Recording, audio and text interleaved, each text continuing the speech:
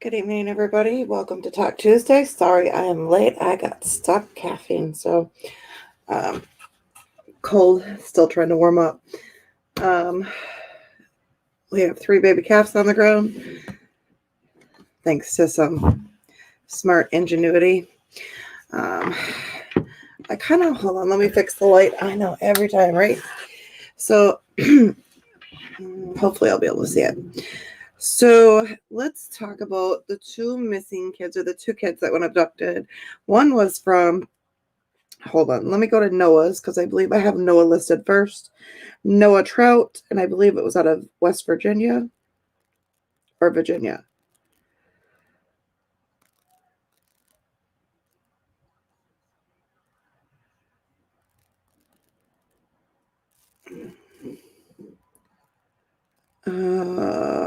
Gills County. So it was in Virginia, VA. So Gills County, Virginia. It is possible. So this was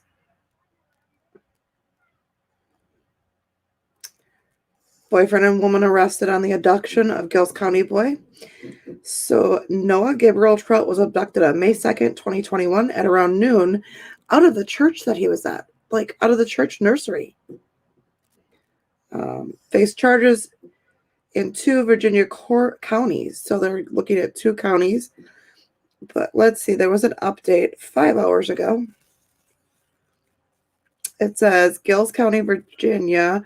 Gills County Sheriff's Office says it is possible the woman accused of taking Noah Trout, Nancy Fridley, stopped by another church before going to River Baptist Church. Deputies say they received a call from another church on Route 460 the same day Noah was taken, before noon Sunday, May 2nd, 2021. There was another incident that was reported to us sometime between 11:30 a.m. on Sunday. She had been to one other church, we believe. States Major Scott Moy, Chief Deputy for the Gills County Sheriff's Office. They also tell us while he was missing, Noah's head was shaved. Investigators are still working on figuring out the motive and whether Noah knew the woman. Mayor Moy explains, we're still trying to determine if they did or they didn't, but I guess at this time we didn't believe there was a connection. Fridley's boyfriend, Bobby Taylor of Clinton Forge, Virginia, was arraigned in Allegheny County Tuesday. Both have their preliminary hearings set for late June. So that's a little boy, Noah Gabriel Trout. And this is why I am so, I guess I wouldn't say obsessed, but I am so on this Amber Alert, Nixle, whatever you call it in your county or state. Here we call it Amber Alerts. These Amber Alerts in the first 48 hours are so crucial. Like that is getting these babies home. And, getting everything set into place. So this little boy was taken from a church. They actually had video footage of the little boy walking behind her.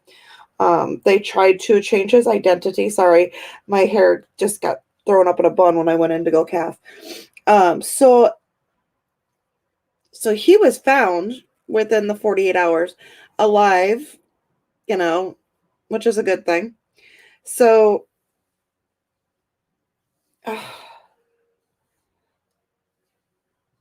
but that I can't stress that Amber Alert, the Nixle, whatever you guys want to call it, that, I mean, if you aren't hearing it and there's a child abduction, you need to get it to your state legislator that you need that immediately. That is the key factor in finding a missing child, an abducted child. It helps. Calling the police immediately. If you can possibly look and call at the same time, or have somebody start looking and call, always have somebody at the home or wherever the abduction may take place, but make sure you get those police involved immediately. So that's Noah's case.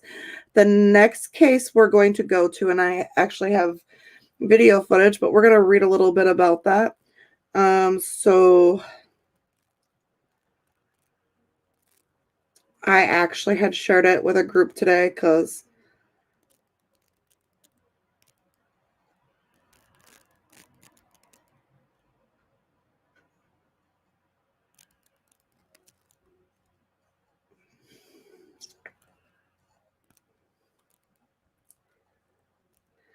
So yesterday at about 2:50, 2:30, 2:50 in the afternoon, there was a 2-year-old they believe was possibly abducted by her older sister has been found safe. Okay. But 2-year-old Nasteha Mohamed and her 26-year-old sister Amina Mohamed went missing less than 24 hours ago, but managed to make it 1,000 miles east near Syracuse, New York. So these were found. This little girl was found in Syracuse, New York. Boy, would I like to get on the horn here and contact our most popular New York detective, retired detective, because explain that to me. So the Minneapolis Police Department says there was only a small amount of information that led investigators eastward, and that all local efforts were coming up empty. The family was worried that the toddler was in danger because her sister has a history of mental health challenges and paranoia. Investigators spoke with the family on Tuesday morning to share the good news. So she was found, but hold on. Why is that doing that? So I was going to see, hold on.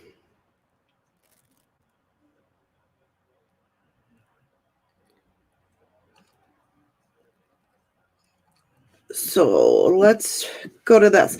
One thing that was not issued, and normally, because I've had it happen, we all know how I feel about the Amber Alert, right? There was no Amber Alert issued on Natassia Mohamed's case. And this was a family abduction.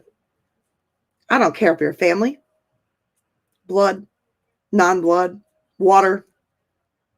We all know that even family can be sick and twisted, right? We all know that. Look at John Wayne Gacy. There's a whole lot of slew people that I could name that were family that murdered people, okay? But why was there no Amber Alert? But they were able to give a description of the gold Equinox she was driving, license plate number. She was last seen wearing brown pants, a brown shirt, and brown sweater. It is believed that she was abducted by her older sister, Amina Mohamed. Amina was last seen wearing a brown skirt, black sweater, and a gray scarf. She is described as being 5'8", 145 pounds, and black hair and brown eyes. It is believed that Natassia may be in danger at this time because Amina has had issues with mental instability and suffers from bouts of paranoia. It is possible that Amina may be attempting to take Natassia out of state. Amina's car is described as a 2013 Chevy Equinox, golden color, bearing the Minnesota license plate ECG 917. A similar vehicle is pictured with this release. It would be noted that it is not a photo of the actual suspect vehicle. Anyone has information on these individuals, immediately go and call 911, or there is a case number with it. So you call Minneapolis Police Department or 911. So let's talk about the critical Amber Alert that didn't get issued. And it didn't get issued because it was a family abduction. Come on. So I'm going to play. Hold on. Let me share my screen. This is something, I don't care if it's family or not.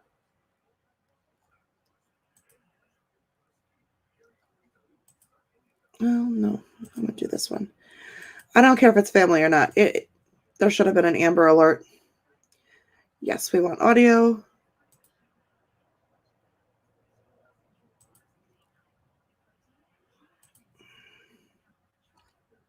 We are going to play it. Everybody else set? Ask me, oh, am I doing this? I don't know. I'm gonna stand wherever you folks tell me to. Okay. I appreciate that. Well, it's always good to stand next to you, Susie. I'm gonna mute my mic because he's very hard to hear. Okay. Good afternoon or good morning. Thank you, everybody, for being here. Again, I appreciate the Minneapolis Police Department appreciates the continued work and support of the media in getting information out, especially at times like this when it can be so critical to the life of a small child. Within the last 60 minutes, we received information from the New York State Police that they engaged in a traffic stop with our suspect vehicle carrying 26-year-old Edmina and our 2-year-old victim, Nasteha. It was the New York State Police Thruway Patrol who saw the vehicle, recognized it from the alert, and made the traffic stop. The 2-year-old is safe and sound and in protective custody, and our 26-year-old suspect is in police custody. Investigative teams from the Minneapolis Police Department are working with Child Services and Protection to work on getting this child back to its very concerned but very relieved parents, and working with the county attorney's office in Hennepin and the governor's office and the authorities out in New York to look at which charges would be applicable for Edmina. We are exceptionally grateful to everybody who played a part in this, our partners at the Minnesota Bureau of Criminal Apprehension, who was able to get additional information out nationwide, along with our communications and our 911 center that was able to get an attempt to locate sent out nationwide. All of these were important pieces for getting this child located. I will also mention the fact that only a part of this investigation was pointing us to the east. We did have some information that our suspect may be traveling to Massachusetts to a college out in that area. So we had directed some resources that direction, but a large part of our resources were focused on the immediate area. And that is where our local media, our social media, and all of the people that jumped in to support and help us. Very honestly, we didn't know where that child was. And some of the more conventional investigative techniques weren't panning out. So again, our most sincere thanks to everybody for us having as good of an outcome to this as humanly possible. Every one of our officers are a mom, a dad, a son, a daughter, a brother, a sister, an aunt, an uncle, something. And these cases weigh heavily on us. There's just that added drive to get these cases solved. And whereas we know that the vast majority of them do come out in a very positive fashion, we've all dealt with the cases that don't. And those are the ones that haunt us. And those are the ones that we want to try to make sure never occur again. So our gratitude is deep and expansive. And can I say, I have questions, okay. please. The family, the mother and father, Yes. are they flying to New York, or is the child flying home? Do you have any of that information? We are literally within 60 minutes of these individuals being located. Those are the things we're working on with the New York officials.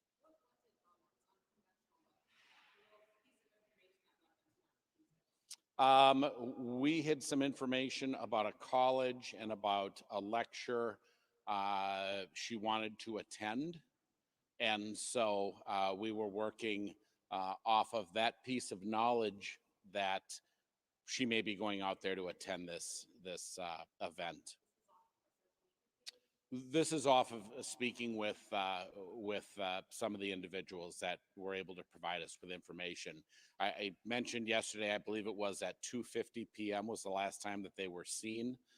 We were not notified of this until several hours later. So we were brought into this a little later in the game, and we are, again, we have been our folks literally worked through the night on this, and so that was that's where we ended up with. Absolutely.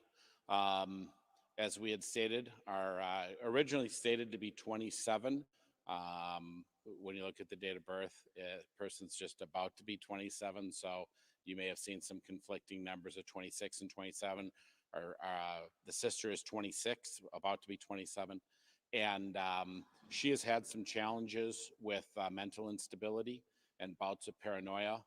And for that reason and some erratic behaviors, we had every reason to believe that that child was endangered. And ergo, the reason for reaching out to the BCA, looking to see if we could get an Amber Alert. It did fall short of the Amber Alert criteria and threshold, which obviously, you know, the BCA, there's no one better at this than our Minnesota BCA. And when they said we were short of it, obviously they're, you know, we respect that. So they just, the vehicles, it was found in New York State, where in New York? You just, On one of the throughways. okay, and why was it stopped, do you even know? I believe it was because of the alert, is my understanding. Somebody saw that? Yep. In our squad cars, obviously we have computers and stuff gets pumped out all the time, things to look out for. And an alert, State Highway Patrol or State Thruway Patrol, to be exact, for New York, saw this and acted on it. And really, we're grateful. You're talking about the automated license plate reader? I don't know the answer to that. That's a great question, Bill. I'm sorry, I don't know the answer to that. All I got was the fact that when I received the information, I automatically asked, was the family notified? And I was told that yes, they were very relieved. We always want to make sure that we're notifying the family first. You'd hate to hear about really good news or really bad news. You don't want to have either of those coming from somebody other than obviously us.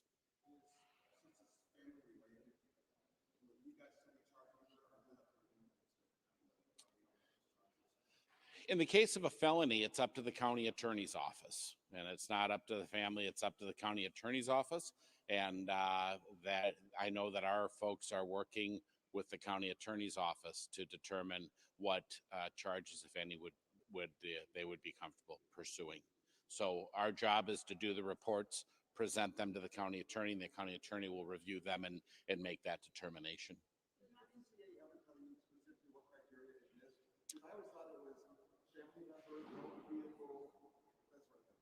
You know, I'm sorry, I don't know the answer to that. I do know that, yeah, they're truly the subject matter experts on that, and they are so good at it. So I, you know, always respect what their ruling is on that. Yeah.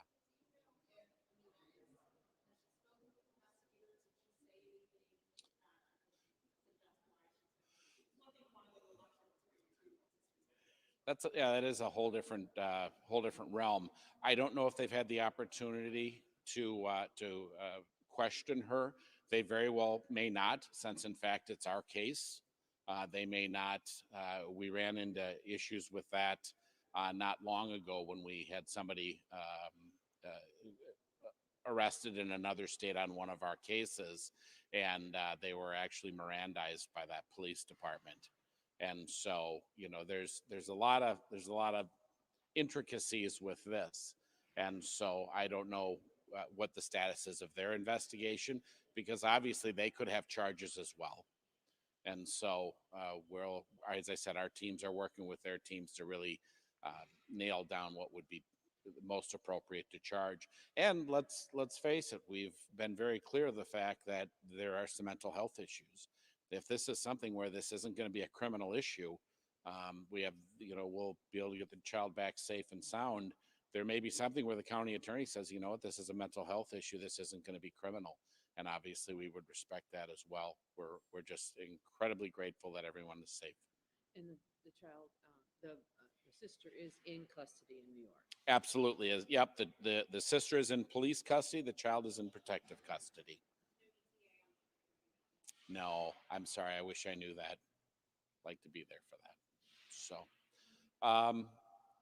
no other questions. Everybody, again, thank you so much for your continued work, and I'll be available all day. And John, just to the final thought. Yep.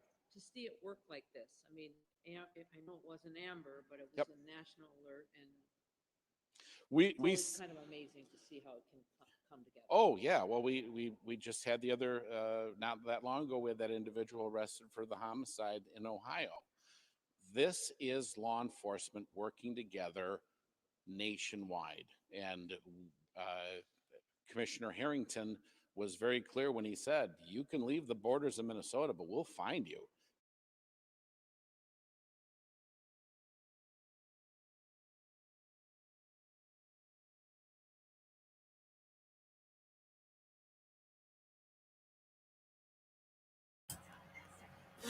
You can leave the borders of Minnesota, but they will find you.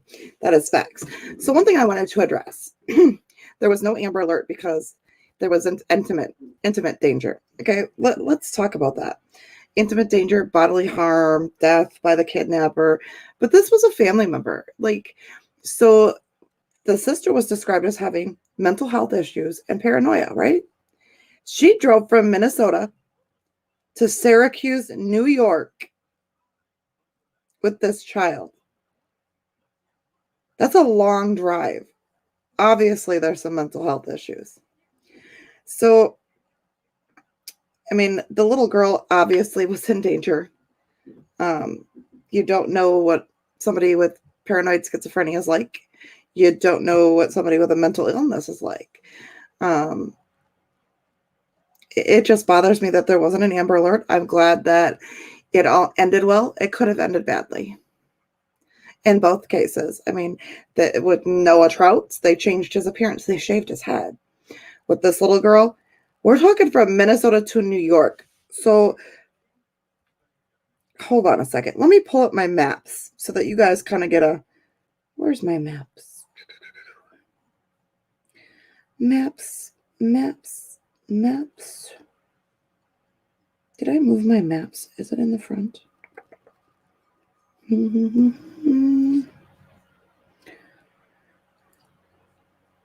Oh, I moved my maps when I cleaned my phone. And I don't know where I put them. Ha, there it is. Found it. So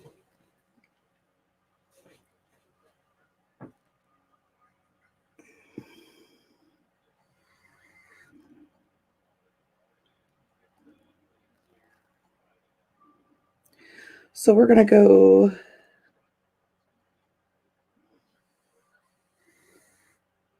from Minneapolis.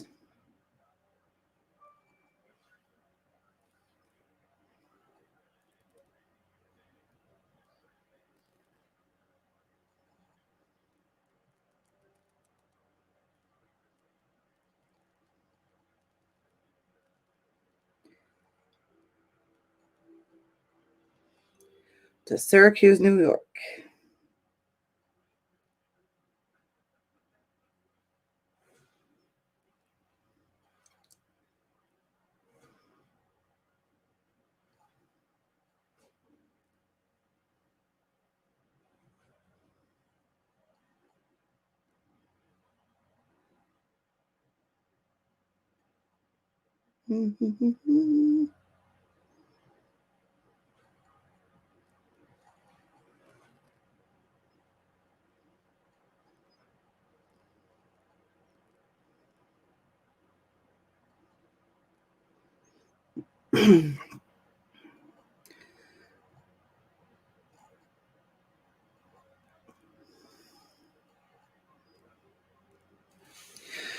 So, from Minneapolis, Minnesota to Syracuse, New York is 16, if you can see it, 16 hours and 24 minutes. Okay? 16 hours and 24 minutes. This girl didn't sleep, which means she drove straight through.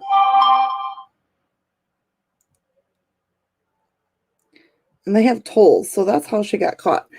So tolls mean you have to pay to go through.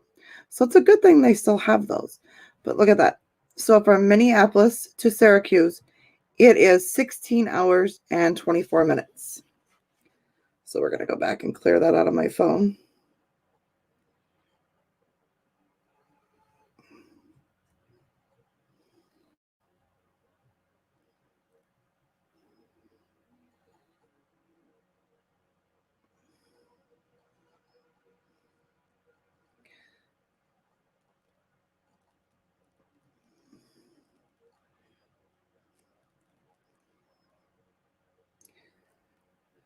So 16 hours and 24 minutes. So the last time that they were seen was 2:30 yesterday afternoon.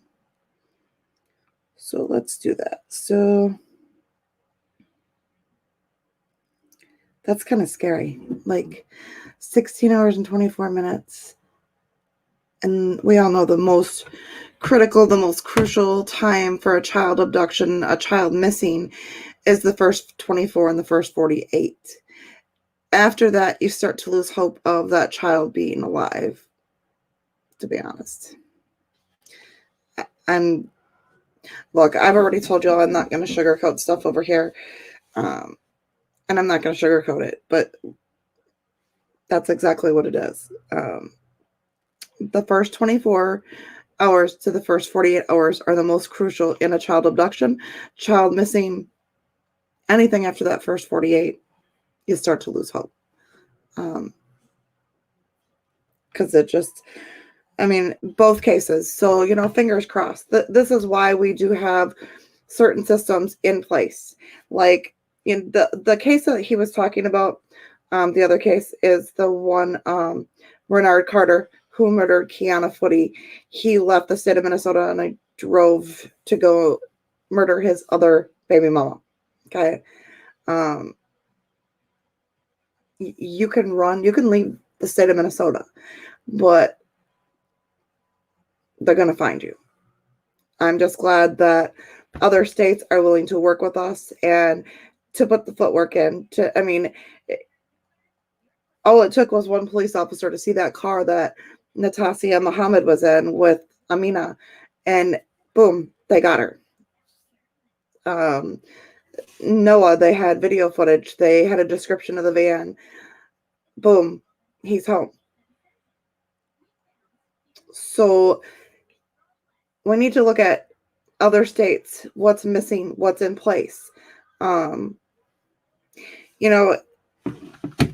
can't emphasize how important it is to call 911 when your child is missing. I don't care. I don't care if they're hiding underneath your back porch or if they're hiding in a closet. I've always told my kids, do not play hide and seek with me because I don't like the hide and seek game because it's not cool. We can play tag, that's fine. But the hide and seek game for me just doesn't work. It just doesn't. But it's the most crucial thing to have that Amber Alert out there. And I'm pretty disappointed that the Amber Alert wasn't issued. Literally, she was an intimate danger. Like I said, we don't know. Any child that is taken that is not with a parent is in danger, period. And until we get laws in place and get our Amber Alerts or Nixles, whatever they are, changed, child abduction is the highest thing right now, and I don't know why. And it's scary. You got people walking up into churches taking people's kids. You got relatives taking people's kids. The sister took her sister. And I didn't want to touch on this subject just because I don't want to sound goofy, but I believe in their culture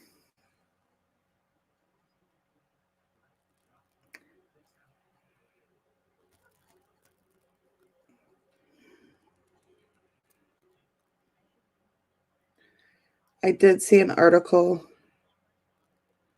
posted by an advocate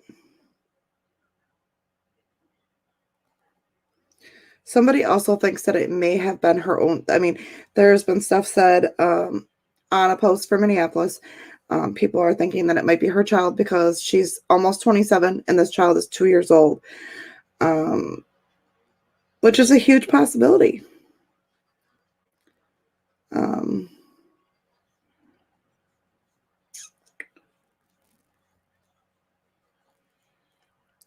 Unless it was taken down. But I saw an advocate on the post earlier, and I wasn't going to address it. But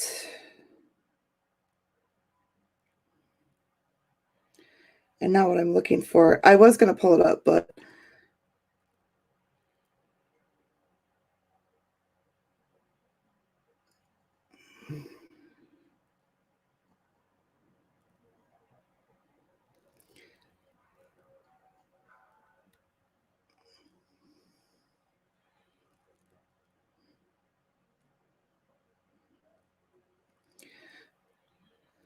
so I can't find the post now. It was an advocate that protects like women and their culture about genital mutation and mutilation.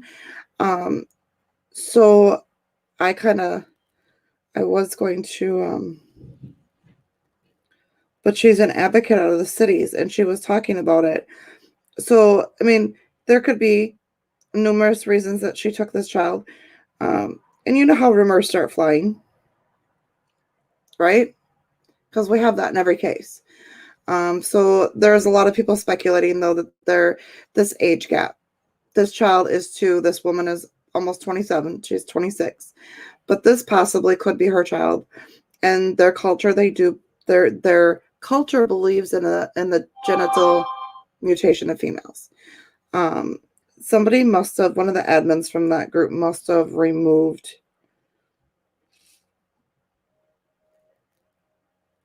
They must have removed that post from that girl, but she was an advocate that protects women in this culture and young girls for not having, the mutation down there. So we don't know. Do they still practice that kind of stuff in the United States, even if they are not in their own country? Absolutely. Absolutely. So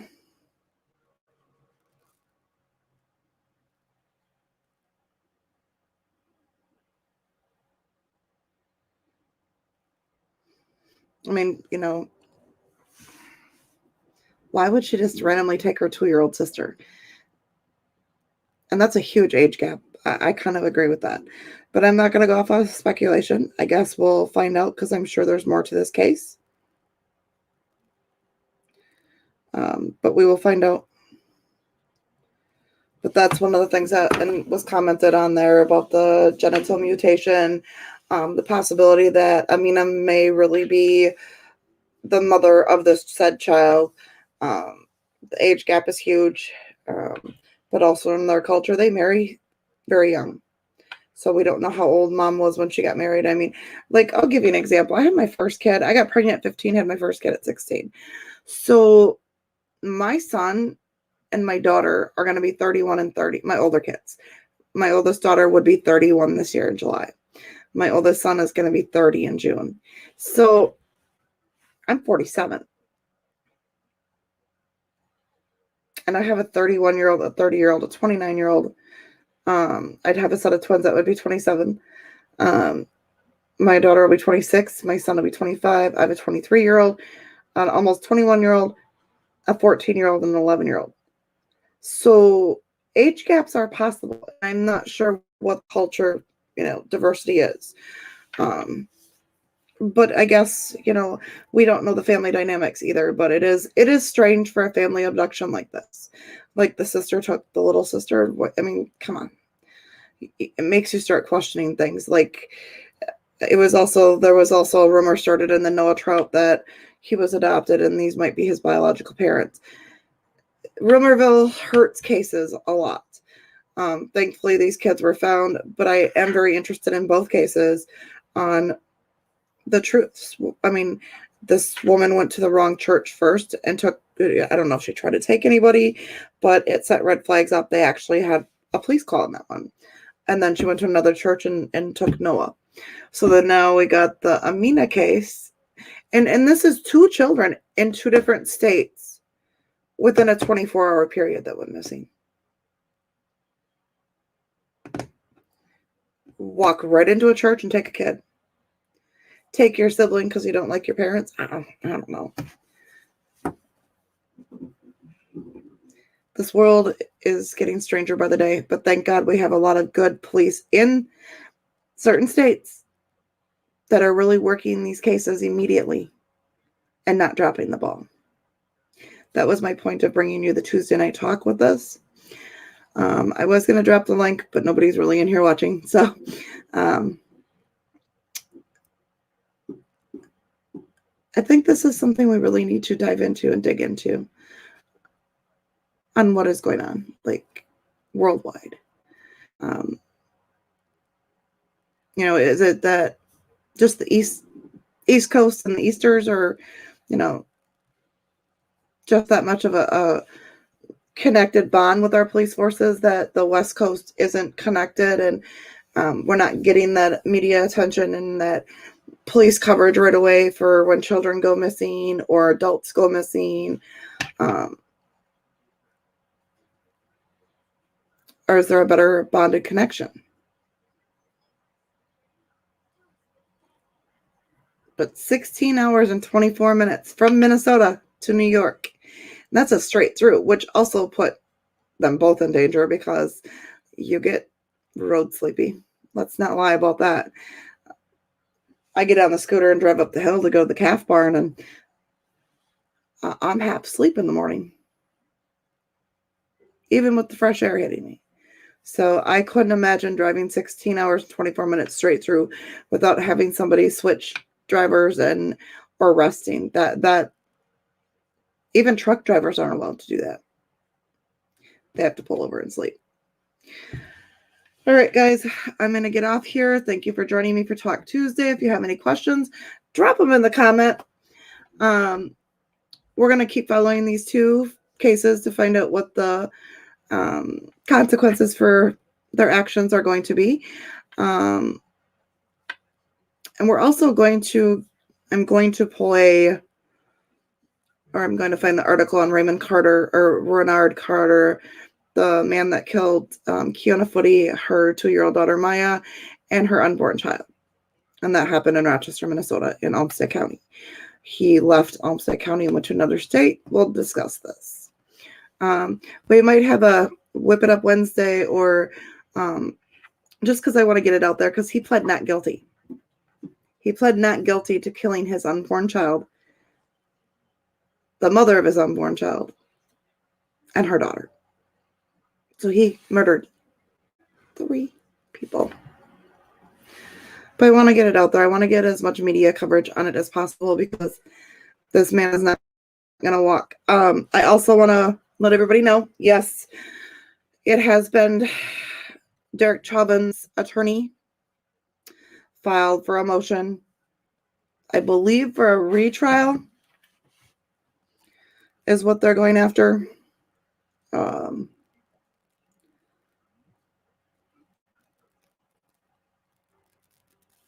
I don't know. I was trying to listen to the news. I was trying to listen to the news while I was pulling a calf out, and it was kind of hard because I had my phone in my pocket. Like, I was gardening earlier, and I was listening to Chris Thorne's. I mean, he had a great live tonight. It was awesome. It was about the Micaiah Bryant case. So go check out Chris Thorne's over on his channel. It was a great coverage of the case. So the attorney for Derek Chauvin filed a motion for a new trial. Yes, so it's a new trial for former Minneapolis police officer. Look, I'm going to tell you straight out how it is. You kneeled on that man's neck for 9 minutes. You murdered him. You're guilty. Stop wasting money and probably the taxpayers' money, to be honest. You used excessive force. There's a lot that didn't come out in this trial, like the fact that they both worked at the same club together at one point. So there was some animosity. I think Chauvin had some anger issues with George Floyd. So I am not happy about the situation. And a lot of us are not going to be, because we know you're guilty. We watched the video. We all have. We've all listened to the testimony. How are you going to kneel on somebody's neck, use excessive force, and murder them, and then request a new trial? Miss me with your bullshit, please.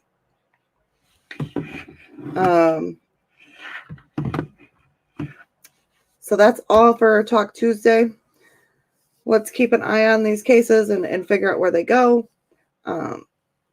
Let's also start taking notes, writing down what we can do about going to our state legislator and getting certain things in place for our Amber Alerts.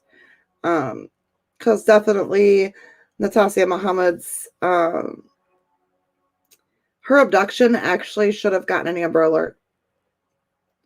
I do know that there was an Amber Alert sent out on the Noah Troutman, because I have a friend that lives in Virginia, and she let me know. She was like, hey, do you have any knowledge? Blah, blah, blah.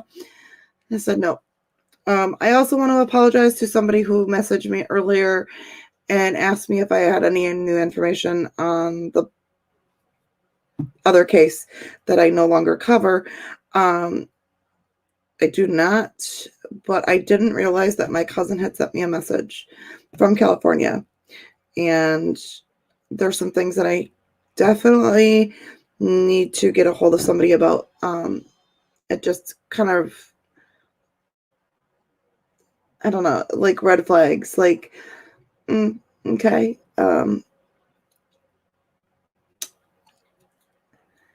Yeah, and then I got some really good news tonight.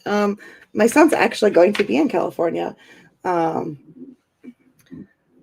He actually will be in California either the end of this month or the beginning of June, with a friend of ours from California, and he will be driving a couple vehicles to California. So that was pretty exciting news, and I'm going to hand him one of the boys' shirts to wear while he's in California, and it's a bright yellow one. I don't know if I ever showed you guys those. I will bring that up, but my son's going to be wearing it.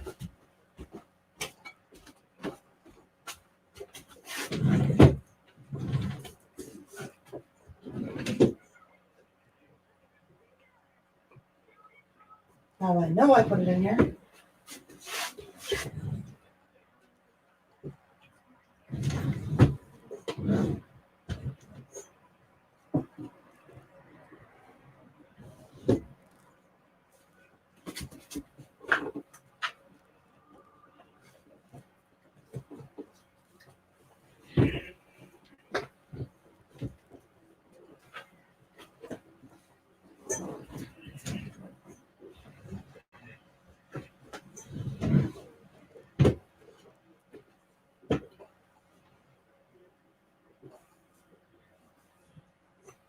Ha!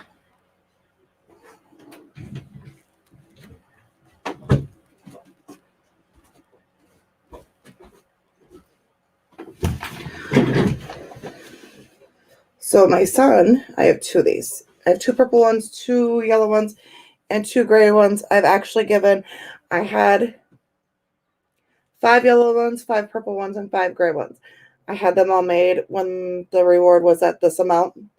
So I had these shirts made. I have not wore this one myself yet. This was in my drawer. But my son's going to wear it. And my son goes to concerts.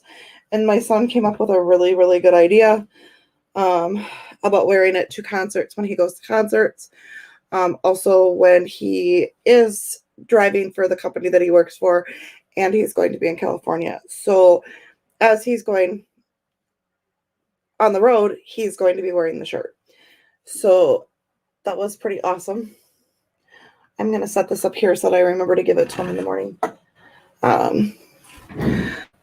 So I thought that was a great idea. He asked for one of the shirts, and I thought the bright yellow one would be like, hey, you know what?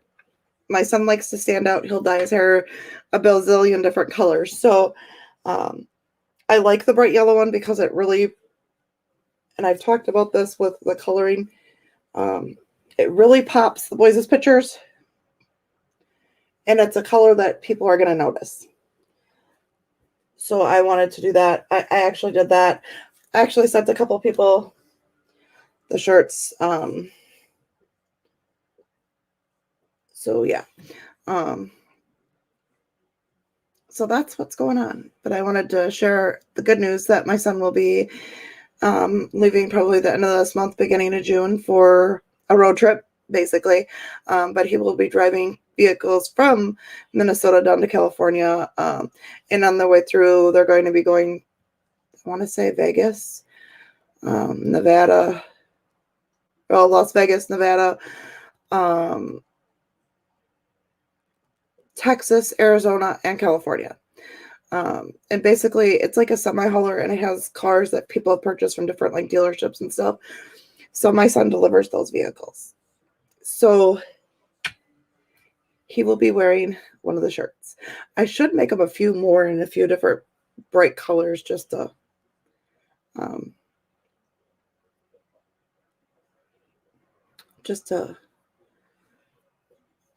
and then he goes, like I said, he goes to a lot of concerts. He knows a lot of rappers. He's met a lot of people out in the world. So but yeah. But I apologize for the person that I didn't get back to right away. I'm sorry. And then I had also had an invite from somebody for a panel tonight, and I apologize that I couldn't make it up. I had 3 calves that needed me. All 3 are on the ground. All 3 are healthy and living. So had I not ran up there, we probably wouldn't have 2 of the calves. It was a set of twins. One was backwards, one was forwards, and a little tangled up mess that they had going on. And normally at night I'm not up there because I'm morning calf chores. So it's just what it is. But this is Dee Dee. I'm signing off. Oh, and I got a couple craft ideas for you too. We're going to be making a shirt tomorrow. I'm going to make a shirt. And then I have, what else was it? I was going to tell you guys something else. I have an order coming. So I have another order of transfers, stencils, and paste and ink coming. And hold your seats. I'm going to start wood burning, and I'll show you the technique. I'm pretty excited for that. Like, I'm super, super stoked about this one. So we'll just have to see. I'm getting a new toy in the mail, and it's a heat gun. Just a little heat gun to heat stuff up, and I'll show you how to do the burning technique. It'll be fun. All right, you guys have a great night. Keep everybody in your prayers and stay blessed.